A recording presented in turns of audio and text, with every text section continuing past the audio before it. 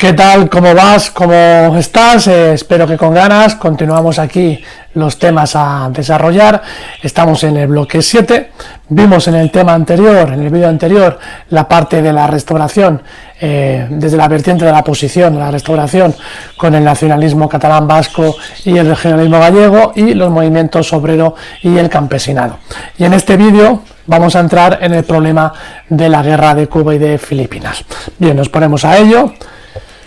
El problema de Cuba y la guerra entre España y Estados Unidos, la crisis de 1898, sus consecuencias económicas, políticas e ideológicas, ¿no? El tema 3, el último de los temas del bloque 7, ¿no? Vamos a entrar en la verdad de la guerra, de por qué entra Estados Unidos en esa guerra, qué es la crisis del 98, cuando se pierden las últimas colonias, las consecuencias económicas, políticas e ideológicas.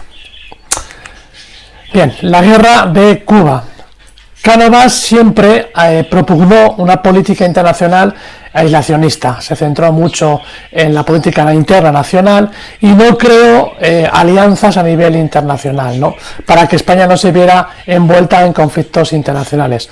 Pero mientras Europa se lanzaba cada vez más en una política imperialista colonial, el ejemplo mayor es el reparto de África en la conferencia de Berlín en 1895, España va a ser incapaz de mantener su dominio sobre las últimas posesiones en el Pacífico y sobre todo se va a encontrar aislada cuando se inicie la guerra de independencia de Cuba y cuando entre Estados Unidos a apoyar a los cubanos en su independencia.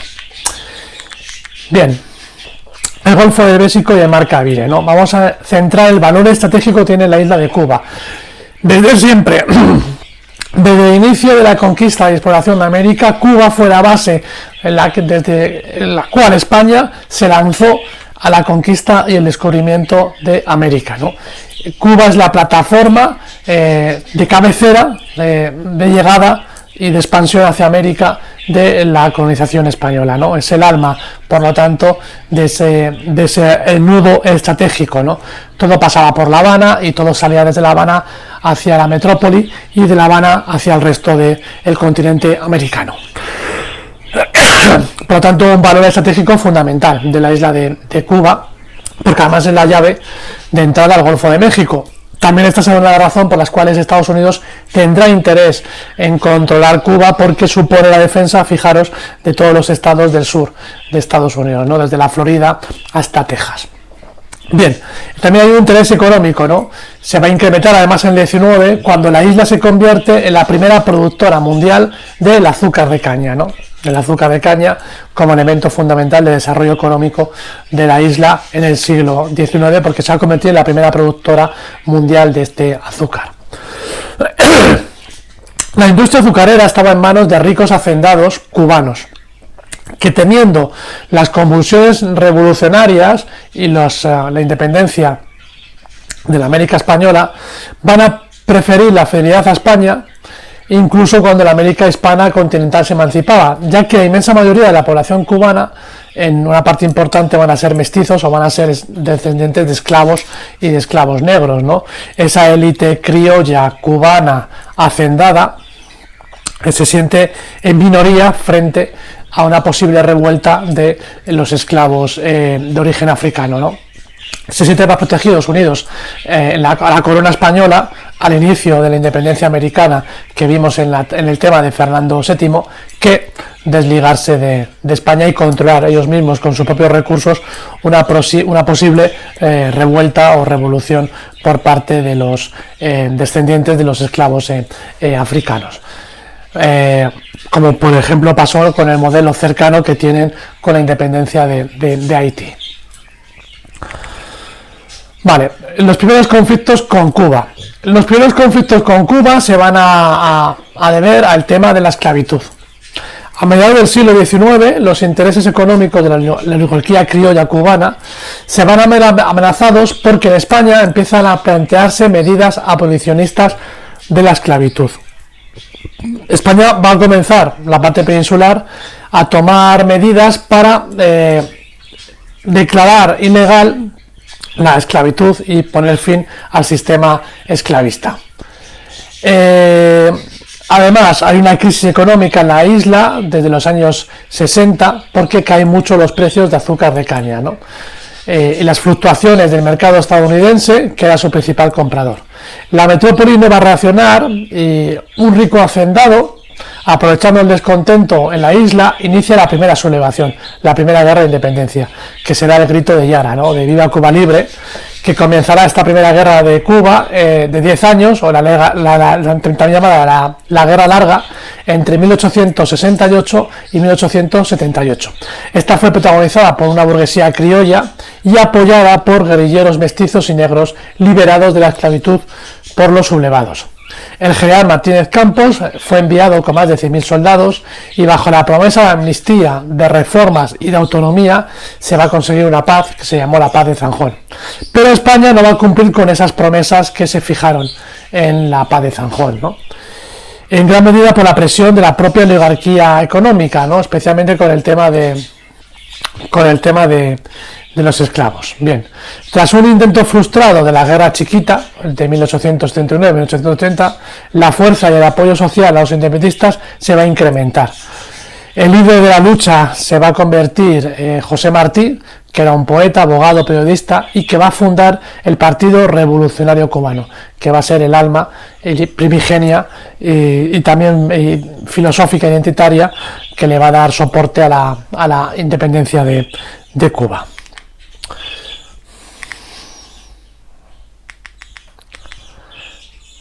Bien, la guerra de Cuba ya plenamente la de la independencia, ¿no? Cuba para España era un espacio reservado para productos españoles. Había una tensión entre la isla y la metrópoli, entre los peninsulares, aumentado a raíz de la imposición de aranceles proteccionistas, ¿no? Que sobre todo en 1891 dificultaba la adquisición de productos de Estados Unidos, que era el principal comprador de productos cubanos, tanto de azúcar como de tabaco. Es decir, España intenta mantener un monopolio sobre Cuba, pero Cuba pretende fundamentalmente comerciar con Estados Unidos, que le viene más cerca y que además van a pagar mejor los productos cubanos que en la metrópoli, ¿no? Que en la península. Bien, Estados Unidos además había mostrado un interés por intervenir en el espacio del Caribe, esa llave que hemos explicado antes del Golfo de México, por esos motivos también estratégicos y también por motivos económicos, ¿no? En un contexto en que Estados Unidos acababa de salir de la Guerra de Sucesión Americana, del norte contra el sur, ¿no? Había reformado y habían perdido los estados sureños y Cuba venía, en cierta manera, a culminar un proyecto de reforma de los estados sureños y de las producciones de los hacendados del sur de Estados Unidos, ¿no? Entonces Cuba venía, en cierta manera, tanto a nivel estratégico como económico, también a solucionar, a ayudar a salir de la guerra que acaban de terminar, la guerra de sucesión de Estados Unidos entre los estados del norte y los estados del sur, ¿no?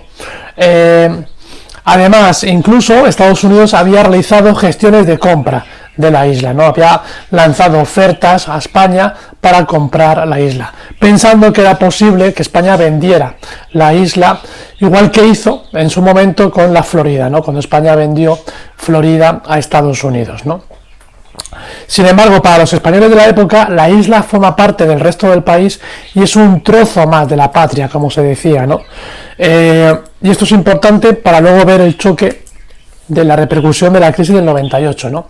Para un español del momento, Cuba está en España como si fuera Murcia, las Canarias, Baleares o Albacete, ¿no? Pertenece parte de la patria. Es parte indisoluble de la nación española, ¿no? Por eso el drama va a ser mayor. No es que se pierda una colonia, es que se va a perder un trozo del país. Bien. Cada vez hay una opinión pública y un ambiente hostil a las pretensiones de los Estados Unidos. Y además, para los españoles de la época y especialmente la clase política, Estados Unidos no es la nación que vemos ahora, sino la veían un poco infravalorada, ¿no? Como si fueran aquellos vaqueros, la idea de los vaqueros contra los indios, y era una nación de vaqueros, ¿no? Esa idea de vaqueros e indios, y una nación, por lo tanto, no tan fuerte en teoría como la gran potencia que sería para esa mentalidad de los españoles de la época el país, ¿no? España, ¿no? Que era una vieja colonizadora del continente americano, ¿no? Y al final Estados Unidos forman parte del continente americano, ese continente nuevo, y por supuesto no van a tener mucho más fuerza, en teoría, que una nación vieja europea, ¿no? Bien, La potencia económica y militar de Estados Unidos se minimiza por la clase política española y la clase también, la opinión pública en general. La revuelta independentista se produce en febrero de 1895, con el grito de Bairé, cuando se vuelve a llamar otra vez a la independencia. Martín, con otros dirigentes, inician en la parte oriental de la isla una implacable guerra de guerrilla, que se va extendiendo poco a poco a la parte occidental, que tradicionalmente ha sido la parte menos rebelde de la isla, ¿no? Más cerca de la Habana, que sería la parte como más o menos rebelde, o más partidaria de continuar siendo parte del territorio español. Bien. El gobierno de Cánovas va a enviar de inmediato un ejército al mando de Martínez Campos, que va a intentar combinar una actuación militar con la negociación, evitando aplicar una política de terror sobre los guerrilleros. Sin embargo, va a ser sustituido por el general Baylor, que recurrió a la brutalidad, con la imposición a los campesinos de las llamadas trochas o barreras con las que se les aislaba, manteniéndoles en condiciones infrahumanas, que ahí tenemos alguna fotografía de una trocha, ¿no? Intentar cercar a los campesinos de la isla en una especie de reducción, una especie como de campo de concentración, para así evitar que los guerrilleros estén sueltos e identificar más fácilmente a los guerrilleros o a los que estaban participando de la guerra de la independencia, ¿no? Pero las condiciones en las que se mantenían cerrados y cómo se llevó a población de un pueblo a otro obligatoriamente para mantener vigilados y controlados a la población cubana, pues en estas condiciones que eran casi infrahumanas de las llamadas trochas, ¿no? Bien, España había enviado a la isla cerca de 140.000 hombres, soldados, pero el ejército cada vez se va a ver mermado más, sobre todo por enfermedades que por guerra, ¿no? Especialmente por la fiebre amarilla, ¿no? También por cólera, etcétera. Al final de la contienda habían muerto más de 53.000 soldados por enfermedades y poco más de 2.000 por los combates. Bien, en 1897 Cánovas es asesinado, Sagasta llega al poder y va a quitar a Baylor y va a colocar al general Blanco, que tenemos ahí en la fotografía, con instrucciones de buscar una acción más humana y de entablar negociaciones, ofreciendo a Cuba la posibilidad de una autonomía política, no de la independencia, pero sí de una autonomía. Pero en este momento justo es cuando Estados Unidos va a intervenir en la guerra. El presidente McKinley, que era partidario de la independencia de la isla y que la había apoyado en sus discursos, en 1898 se produce la misteriosa voladura del crucero Maine. El Maine es un crucero que Estados Unidos envió a La Habana para proteger los intereses comerciales de los estadounidenses en la isla, ¿no? En 1898, estando fondeado el crucero militar en la bahía de Cuba, estalla, explota, ¿no? Estando en el puerto. Esa voladura del crucero del Maine fue la excusa que manifestó Estados Unidos o acusó a Estados Unidos para declarar la guerra a España, porque acusó a España de haber volado a ese crucero, ¿no?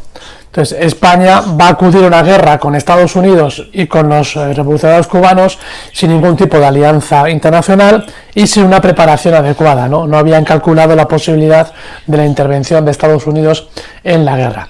Que pronto va a quedar demostrada la infidelidad de la flota blindada de la flota española frente a la flota blindada estadounidense, ¿no? Porque en buena medida la guerra con Estados Unidos va a ser una guerra naval.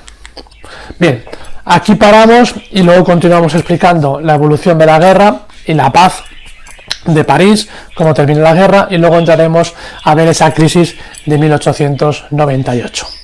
Hasta el próximo vídeo.